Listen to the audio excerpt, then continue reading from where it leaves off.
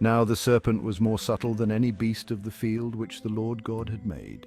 And he said unto the woman, Yea, hath God said, Ye shall not eat of every tree of the garden? And the woman said unto the serpent, We may eat of the fruit of the trees of the garden. But of the fruit of the tree which is in the midst of the garden God hath said, Ye shall not eat of it, neither shall ye touch it, lest ye die.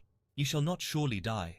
For God doth know that in the day ye eat thereof, then your eyes shall be opened, and ye shall be as gods, knowing good and evil. And when the woman saw that the tree was good for food, and that it was pleasant to the eyes, and a tree to be desired to make one wise, she took of the fruit thereof, and did eat, and gave also unto her husband with her, and he did eat. And the eyes of them both were opened, and they knew that they were naked, and they sewed fig leaves together, and made themselves aprons. And they heard the voice of the Lord God walking in the garden in the cool of the day. And Adam and his wife hid themselves from the presence of the Lord God amongst the trees of the garden. And the Lord God called unto Adam and said unto him, Where art thou? I heard thy voice in the garden, and I was afraid because I was naked, and I hid myself. Who told thee that thou wast naked? Hast thou eaten of the tree, whereof I commanded thee that thou shouldest not eat? The woman whom thou gavest to be with me, she gave me of the tree, and I did eat. What is this that thou hast done? The serpent beguiled me, and I did eat. Because thou hast done this, thou art cursed above all cattle, and above every beast of the field. Upon thy belly shalt thou go, and dust shalt thou eat all the days of thy life.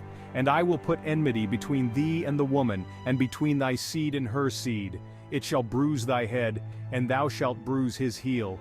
I will greatly multiply thy sorrow and thy conception. In sorrow thou shalt bring forth children, and thy desire shall be to thy husband, and he shall rule over thee. Because thou hast hearkened unto the voice of thy wife, and hast eaten of the tree, of which I commanded thee, saying, Thou shalt not eat of it. Cursed is the ground for thy sake. In sorrow shalt thou eat of it all the days of thy life. Thorns also and thistles shall it bring forth to thee, and thou shalt eat the herb of the field. In the sweat of thy face shalt thou eat bread, till thou return unto the ground.